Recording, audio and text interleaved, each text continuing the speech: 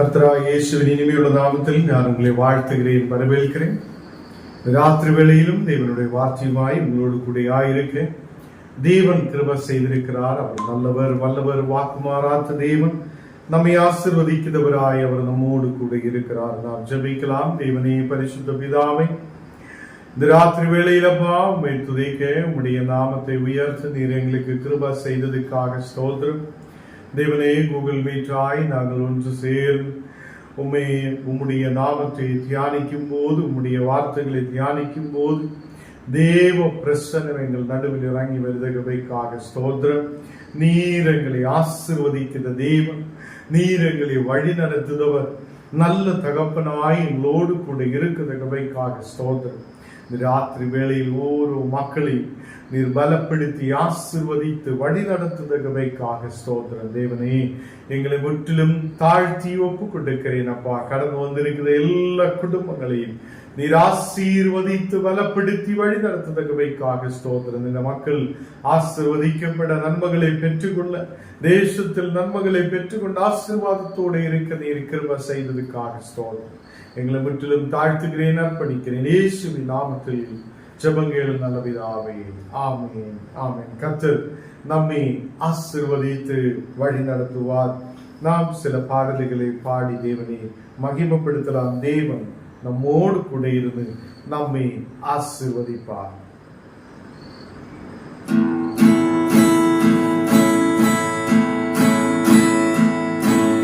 ஸ்தோத்திரம் இயேசுநாதா, உமக்கென்றும் ஸ்தோத்திரம் இயேசுநாதா.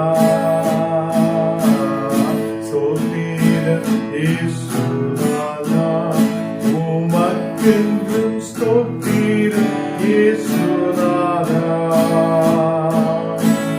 ஸ்தோத்திரம் செய்கின்றோம்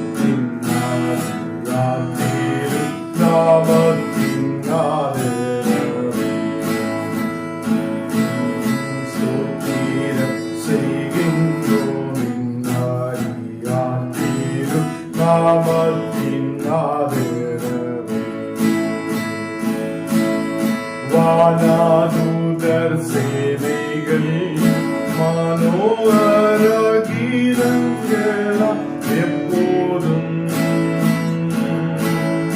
வானாதூதர் சேனைகள் மனோகர கீதங்களால் எப்போதும் பாடி மன்னவனே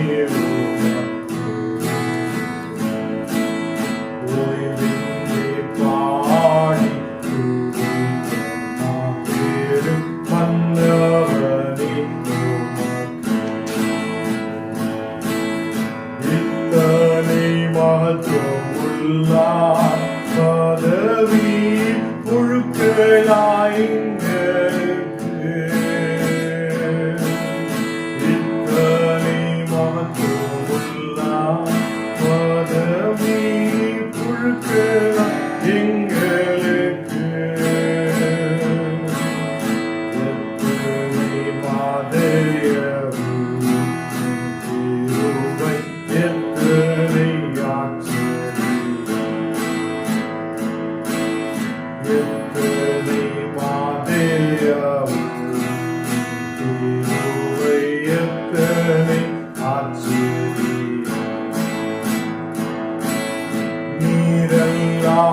எங்களுக்கு பரலோகில் யாரும் ஜீவனாரா.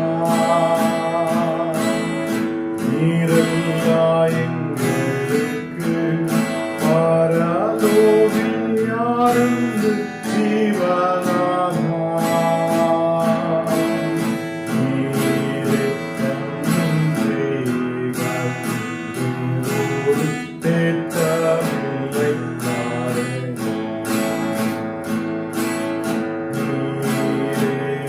நீரே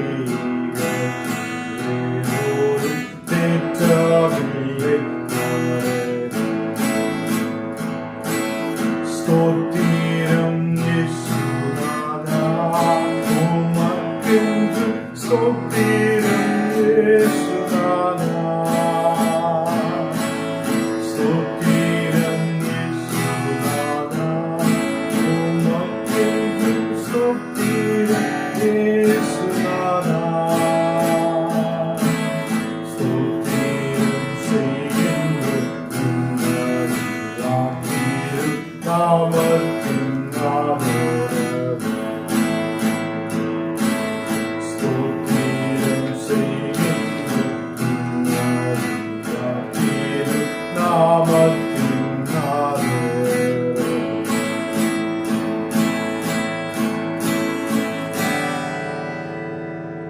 கர்த்தர் நம்மை ஆசீர்வதித்து வழி நடத்துதா நல்ல தகப்பனாய் இருக்கிறது. இன்றைக்கும் கடந்து வந்திருக்கிற உங்களை யாவரையும் இயேசு ஆசீர்வதித்து பலப்படுத்துவார். கர்த்தருடைய பிள்ளைகளே, நாம் தேவனுக்கு முன்பாக ஆயிருக்கிற ஒரு நிமிஷமும் அது நமக்கு மேன்மையுள்ளதாய் மாற்றப்படுகிறார். அந்த நிமிஷங்கள் தேவனோடு கூட நாம் ஆயிருக்கும் போது சமாதானத்தோடு ஆயிருக்க, தேவனுடைய வசனங்களை கேட்டு தேவனுடைய ஆசீர்வாதங்களை பெற்றுக்கொள்ள தேவன் நமக்கு கிருபை செய்கிறது. 1 பேதுரு 1 அதிகாரம் அதிலே 18 வசனம் நாம் வாசிக்கலாம். 1 பேதுரு 1 அதிகாரம் அதிலே 18 வசனம். உங்கள் முன்னோர்களால் பாரம்பரியமாய் நீங்கள் அனுசரித்து வந்த வீணான நடத்தையின் நின்று அழிவுள்ள வஸ்துக்களாகிய வெள்ளியினாலும் பொன்னினாலும் மீட்கப்படாமல், இங்கே கர்த்தருடைய வார்த்தை சொல்லுகிறார், ஞானம் நீங்களும் இந்த உலகத்தில் மீட்கப்பட்டிருக்கிறது. இந்த உலகத்திலே வெள்ளியாலேயோ பொன்னாலேயோ அல்ல.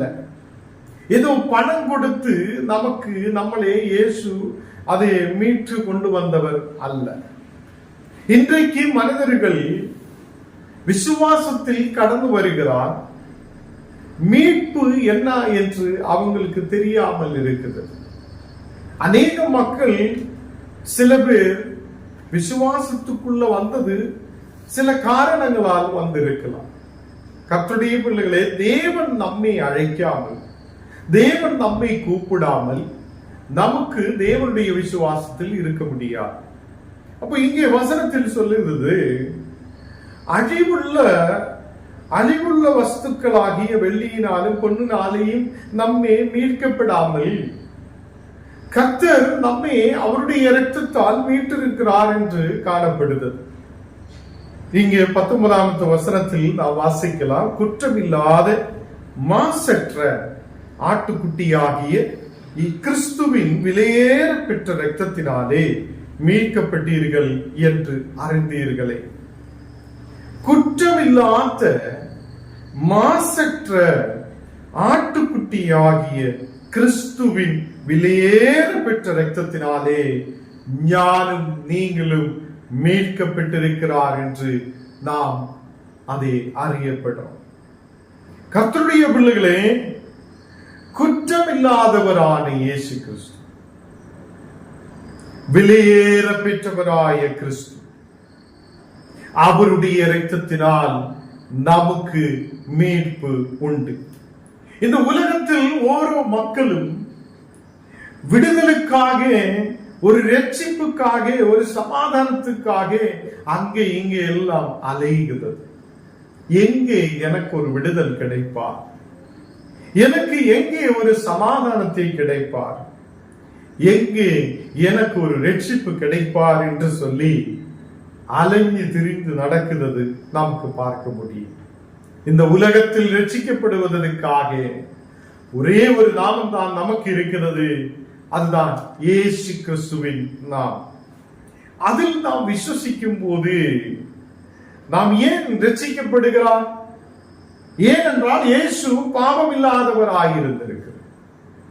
மனிதர்கள் எல்லாம் பாவத்தில் பிறக்குது. இந்த உலகத்தில் மனிதர்கள் எல்லாம் பாவத்தினாலே பிறக்கிறது. அவங்கள் பாவத்துக்கு அடிமையாக்கப்பட்டவராய் காணப்படுகிறது. ஏனென்றால் இயேசுவை பற்றி நாம் பார்க்கும் போது அவர் குற்றமில்லாதவராய் காணப்பட்டிருக்கிறது. அல்லேலூயா.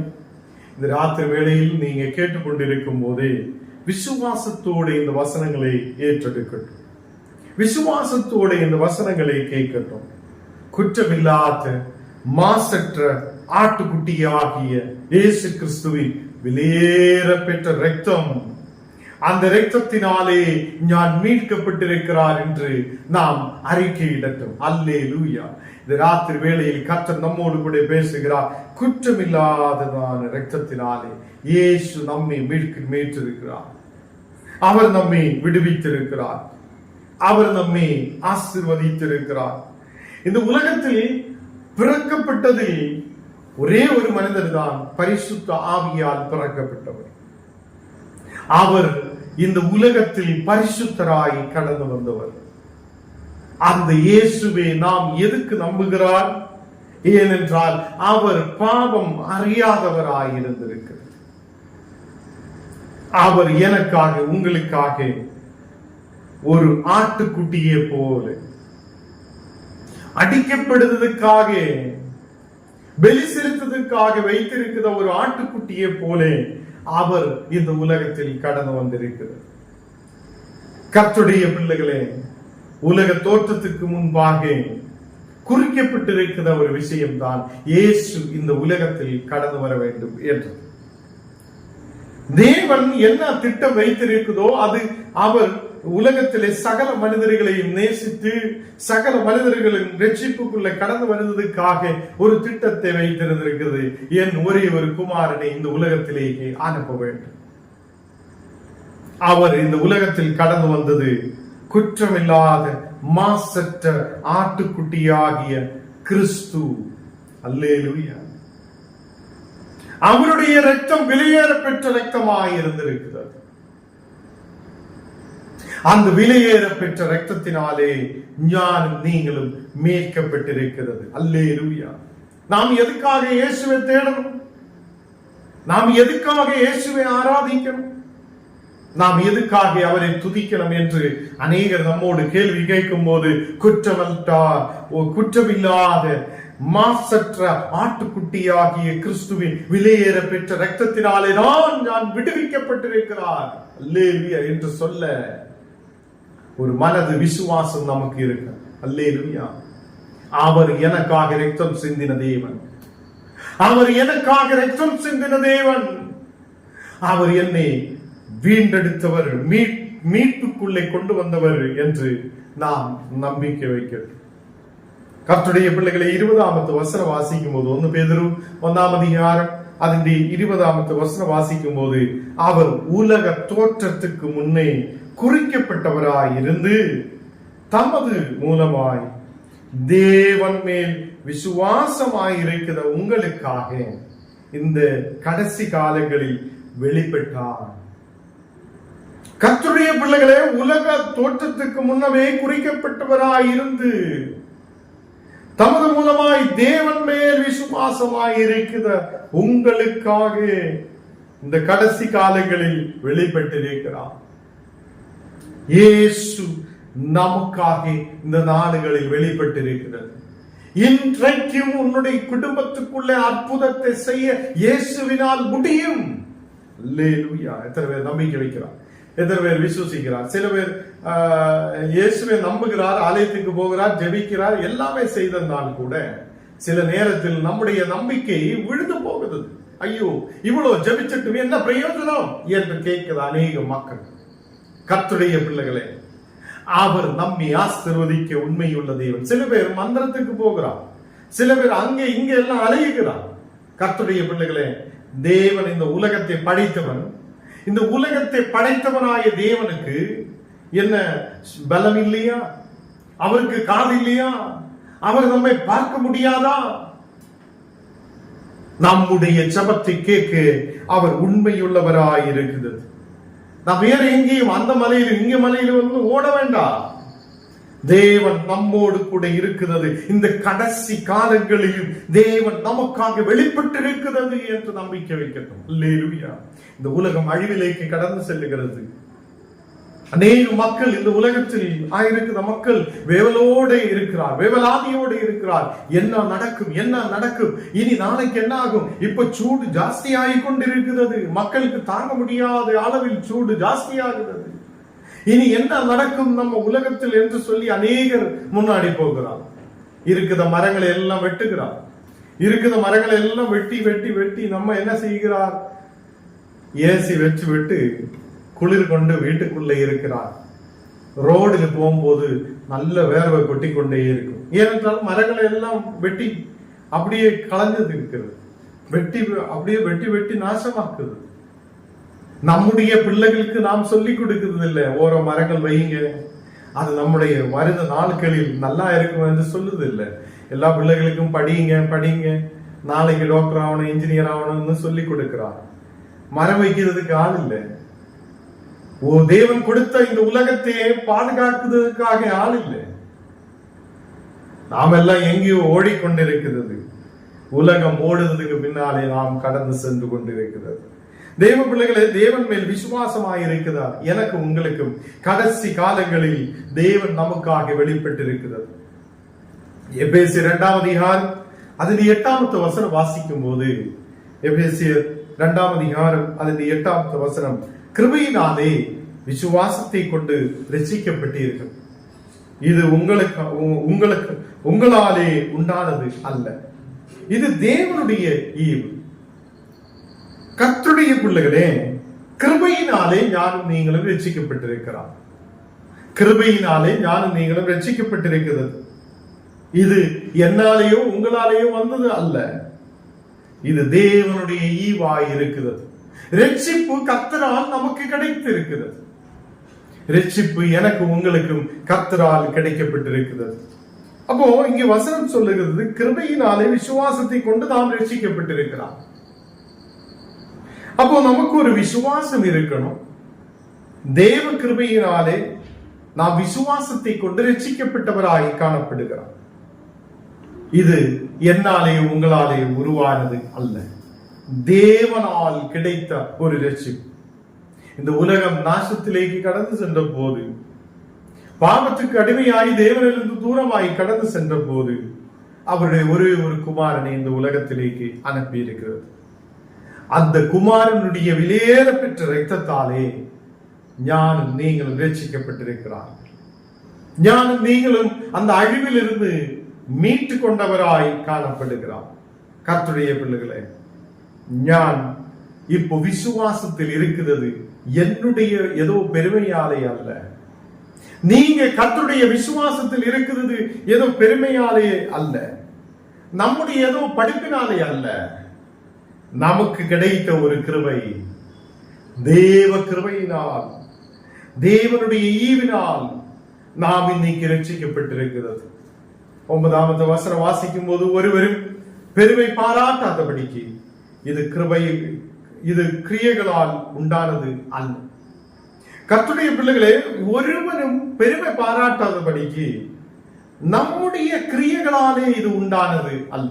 ரட்சிப்பு நமக்கு கிடைத்திருக்கிற ரட்சிப்பு அது என்னாலேயோ உங்களாலேயோ உருவானது அல்ல, நம்முடைய நல்ல நடப்பினாலே அல்ல.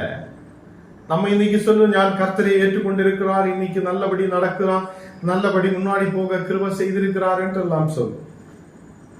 நம்முடைய கிரியைகளாலே அல்ல, நாம் நல்லவராய் இருக்கிறார் அதனாலே அல்ல. ஒருவனும் பெருமை பாராட்டாதபடிக்கு இது கிரியைகளால் உண்டானது அல்ல என்று வேதம் சொல்லுகிறார். இது தேவனால் கிடைத்த ஈவாய் இருக்கிறது. தேவனால் கிடைத்த ஒரு ஈவுதான் ரட்சிக்கப்படுதல். கர்த்தருடைய பிள்ளைகளே, நீங்களும் நான் ரட்சிக்கப்பட்டு தேவனோடு கூட சேர்ந்து இருக்கிற பிள்ளைகளாக இருக்கும். ஒரு அரிசிக்காகையோ ஏதோ சாப்பாடுக்காகையோ பிரியாணிக்காகையோ நாம் இயேசுவை ஏற்றுக்கொண்டவர் அல்ல. ஏதோ சபையில் சாப்பாடு போடுகிறார் என்று சொல்லி ஆராதனைக்கு கடந்து செல்லுதவர் அல்ல ஞானம் நீங்களும். ஞானம் நீங்களும் கர்த்தருடைய விசுவாசத்தை ஏற்றுக்கொண்டிருக்கிறது. ஏதோ சபைக்கு போகும்போது நமக்கு ஏதோ சாப்பாடு கிடைக்கும், அரிசி கிடைக்கும், பருப்பு கிடைக்கும் என்று சொல்லி நாம் இயேசுவை ஏற்றுக்கொண்டவர் அல்ல. அவருடைய இரத்தம் நமக்காக சிந்தி இருக்கிறது என்று ஞானம் நீங்களும் விசுவசிக்கிறது. அல்லேலூயா. அவருடைய இரத்தம் விலையேற பெற்ற இரத்தமாக இருக்கிறது. அது இன்றைக்கும் கடைசி நாளுகளிலும் கடைசி காலங்களிலும் அது வெளிப்பட்டு கொண்டிருக்கிறதா இருக்கிறது. நீங்கள் 2-3 பேர் ஒரு இடத்தில் கூடி ஜபிக்கும் போது அவருடைய மத்தியில் இன்னைக்கும் கர்த்தர் வெளிப்பட முடியுதாய், அவருடைய வல்லமை வெளிப்பட முடியுதாய் இருக்கிறது என்று நாம் விசுவசிக்கிறோம். அல்லேலூயா. எசையா 45 அதில் 22வது வசனம் வாசிக்கும் போது, எசையா 45 அதில் 22வது வசனத்தில், பூமியில் எல்லை எங்கும் உள்ளவர்களே என்னை நோக்கி பாருங்கள், அப்பொழுது ரட்சிக்கப்படுவீர்கள். ஞானே தேவன், வேற ஒருவரும் இல்லை. கர்த்தர் என்னோடு உங்களோடு சொல்லுகிறார், ஞானே தேவன், வேற ஒருவரும் இல்லை. நாம் இப்போ இயேசுவுக்கு வல்லமை இல்லை என்று சொல்லி, நாம் போகுத சபைக்கு வல்லமை இல்லை என்று சொல்லி, பாஸ்டர் நல்லா ஜெபிச்சிட்டும் எந்த பிரயோஜனம் இல்லை, அதனால நமக்கு கொஞ்சம் மந்திரக்காரி கிட்ட போகலாம் என்று சொல்லி ஓடுது அநேக மக்கள். சில பேருக்கு நான் ஜெபிக்கும் போது அப்படியே கை வச்சு ஜெபிக்கும் போதே இங்க எல்லாம் பார்த்தா கெட்டி கொண்டிருக்கும், கயரெல்லாம் கெட்டி, இங்க ஒரு கயிறு வேணாம், இங்க ஒரு கயிறு, இதெல்லாம் எங்க இருக்கு வந்ததுன்னு பார்த்தா நல்ல சபையில விசுவாசி, திருவிருது எடுக்கிற விசுவாசி நீங்க காலில் கெட்டுகிறார், கையில் கெட்டுகிறார், கழுத்தில் கெட்டுகிறார். அப்போ இயேசுவுக்கு வல்லமை இல்லையா? அவருக்கு அற்புதம் செய்ய முடியாதா? அவர் நம் மத்தியில் இறங்கி வர முடியாதா? அவர் நம்மை விடுவிக்க முடியாதா? சில பேர் பொய்யாக சபைக்கு போகிறார், பொய், அப்படியே போய் திருவிருது எடுக்கிறார், அதுக்கப்புறம் போய் மந்திரக்காரி கிட்ட போய் உட்காருகிறார். அப்ப இந்த நாடுகளில் உங்களுக்கு ரட்சிப்பை கொடுக்க வேற தேவன் இல்லை, ஞானே தேவன் என்று கர்த்தர் சொல்லுகிறது. ஒருவரும் வேற இல்லை என்று தேவன் சொல்லுகிறார். பூமி எல்லை எங்கும் உள்ளவர்களே என்னை நோக்கி பாருங்கள், அப்பொழுது ரட்சிப்பு உங்களுக்கு கிடைப்பார், அப்பொழுது நீங்க ரட்சிக்கப்படுவார் என்று தேவனுடைய வார்த்தையை சொல்லுகிறார். கர்த்தருடைய பிள்ளைகளே, ரட்சிப்பு இன்னைக்கு தேவை. வயசாய் இருக்கிற மக்கள் இப்போ கேட்டுக்கொண்டிருக்கலாம், பிள்ளைகள் இப்போ கேட்டுக்கொண்டிருக்கலாம். சொல்லட்டும், ஆண்டவரே உம்முடைய ரத்தம் விலையேற பெற்ற ரத்தமாய் இருக்கிறது, அந்த விலையேற பெற்ற ரத்தத்தினால் எனக்கு ஒரு மீட்பு உண்டாயிற்று, நான் விசுவசிக்கிறேன் என்று அறிக்கையிடட்டும். தேவனே, உம்முடைய விசுவாசத்திலே நிலைநிற்க, தேவனை நீ தேவன் என்று அறிந்து கொண்டு நாங்கள் உம்முடைய ரட்சிப்பை அதை பெற்றுக்கொள்ள நீர் கிருபை செய்யும் என்று சொல்லட்டும். யோவான் 14:6 சொல்லுகிறார், ஞானே வழியும் சத்தியமும் ஜீவனுமாய் இருக்கிறேன், என்னாலே அல்லாமல் ஒருவரும் பிதாவின் இடத்தில் வரான் என்று சொல்லுகிறார். கர்த்தருடைய பிள்ளைகளே, அவர் வழியும் சத்தியமும் ஜீவனுமாய் இருக்கிற தேவன். அவர் அல்லாமல், அவரை விசுவாசிக்காமல் ஒருவனாலேயும் தேவன் பிதாவான தேவனுக்கு முன்பாக வர முடியாது. உலக தோற்றத்துக்கு முன்பாக தேவன் குறித்திருந்தது, என் குமாரன் இந்த உலகத்தில் கடந்து செல்ல வேண்டும், அவனுடைய இரத்தம் இங்கே சிந்த வேண்டும். அந்த நாடுகளில் ஆட்டுக்குட்டியே பலி செலுத்தும், புறாக்களே பலி செலுத்தும். எதுக்கென்றால் பாவங்கள் அதை மாய்க்கப்படணும். தேவன் அந்த பாவங்களே ஒரு மன்னிப்பு கொடுக்கணும் என்று சொல்லி பலிகள் செலுத்துத நாடுகள் இருந்திருக்கிறது. அந்த நாடுகளிலே இயேசுவே இந்த உலகத்தில் வந்திருக்கிறார். ஞான் உங்களுக்காக பலியாய் மாற்றப்படலாம். கர்த்தர் சொல்லுகிறார், ஞானே வழியும் சத்தியம் ஜீவனுமாய் இருக்கிறேன், என்னாலே அல்லாமல் பிதாவினிடத்தில் ஒருவனும் வர முடியாது. கர்த்தராலே தான் பிதாவினிடத்தில் கடந்து வர முடியும். இயேசுவில் உள்ள விசுவாசத்தில் நாம் இயேசுவில் விசுவசிக்கும் போதுதான் நமக்கு கர்த்தருக்கு முன்பாக பிதாவான தேவனுடைய முன்பாக கடந்து வர முடியும். தேவ பிள்ளைகளே, ஞானே வழியும் சத்தியமும் ஜீவனுமாய் இருக்கிறேன் என்று சொல்லிய இயேசுவே நாம் விசுவசிக்கிறார். ஏன் விசுவசிக்கிறார் என்றால், அவர் விலையேற பெற்ற இரத்தத்தை நம்முடைய மீட்புக்காக சிந்தி இருக்கிறது. ரோமர் 10:6 வாசிக்கும் போது, கர்த்தராகிய இயேசுவே, நீ உன் வாயினாலே அறிக்கையிட்டு தேவன் அவரை மரித்தோரில் இருந்து எழுப்பினார் என்று உன் இருதயத்தில் விசுவாசித்தால் ரட்சிக்கப்படுவாய் என்று சொல்லப்படுகிறார். கர்த்தருடைய பிள்ளைகளே, நம்முடைய வாய்களை திறக்கணும், நம்முடைய வாய்களை திறக்கணும். கர்த்தராகிய இயேசுவே, நீ உன் வாயினாலே அறிக்கையிடுத சூழ்நிலை உண்டாகும். இயேசு என்னை விடுவித்திருக்கிறார், கர்த்தர் எனக்கு விடுதலை கொடுத்திருக்கிறார், அவருடைய விலையேற பெற்ற ரத்தம் எனக்கு விடுதலை கொடுத்திருக்கிறார் என்று சொல்ல நமக்கு முடியும். இன்னைக்கு நமக்கு தெரியும், நிறைய மக்கள் இன்னைக்கு சிவப்பு கயிறு கட்டுக்கிறார். என்னதான் நல்ல சக்சஸ் ஆகணும், அதுக்காக சிவப்பு கயிறு. இன்னைக்கு எல்லா பொலிட்டீஷியன் மாதிரியும் கெட்டுக்கிறார். அப்போ எல்லாரும் எப்படியே கெட்டுக்கிறார், கயிறு கட்டுக்கிறார். இந்த கயிறு ஒண்ணு விடுவிக்க மாட்டேன்.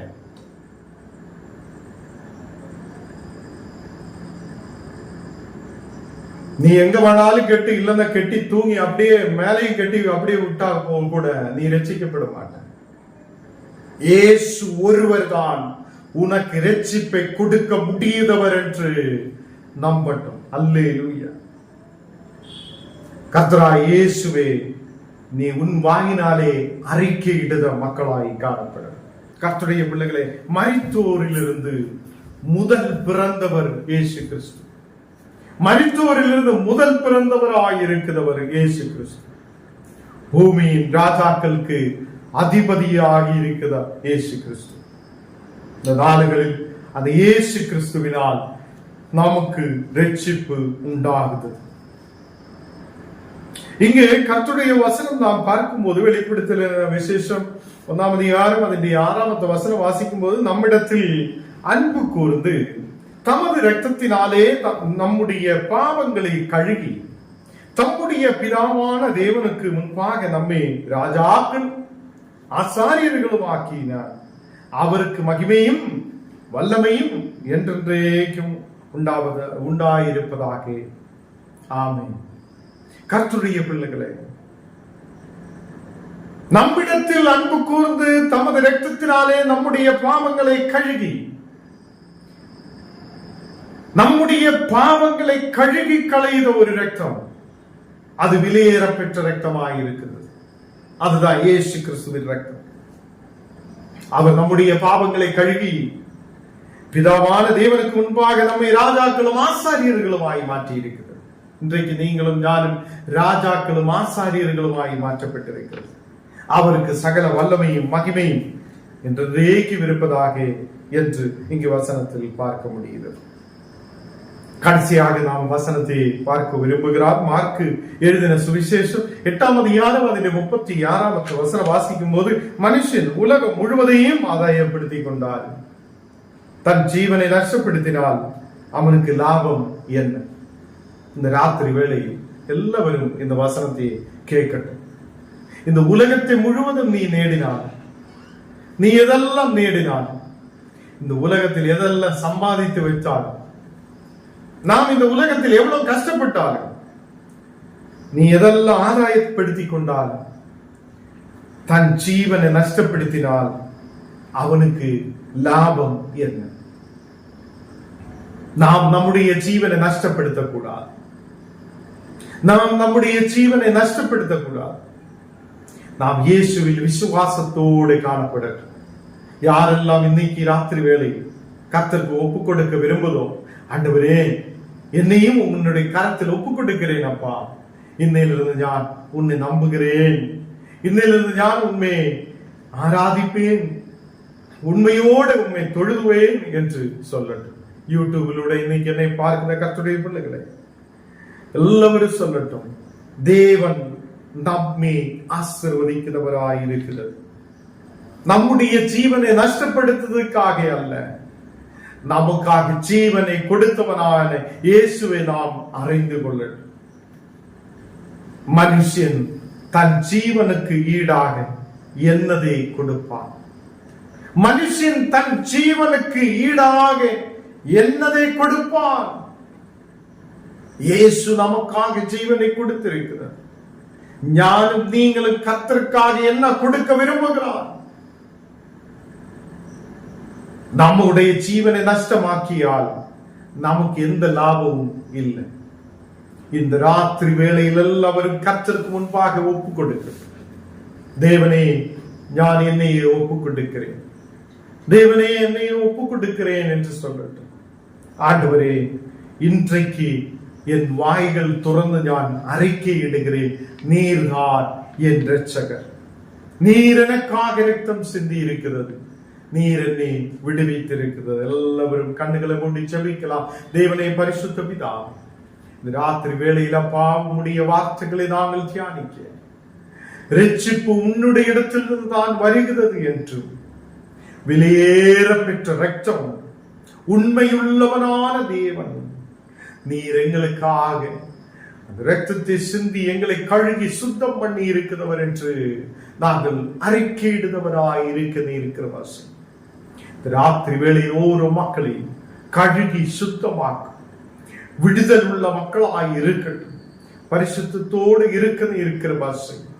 தேவனே, நீர் பரிசுத்தராய் இருக்கிறதுனால நீர் எங்களை பரிசுத்தப்படுத்த முடியுதவர். அன்று எல்லா பலவீனங்களை மாற்றி நீர் ஆசீர்வதி, எங்களை பலப்படுத்தி வழி நடத்தும். நீரே பரிசுத்தராய் கூட எங்களை முற்றிலும் தாழ்த்துகிறேன், அர்ப்பணிக்கிறேன். இயேசுவின் நாமத்தில் ஜெபங்கள் நல்ல பிதாவே, ஆமென்.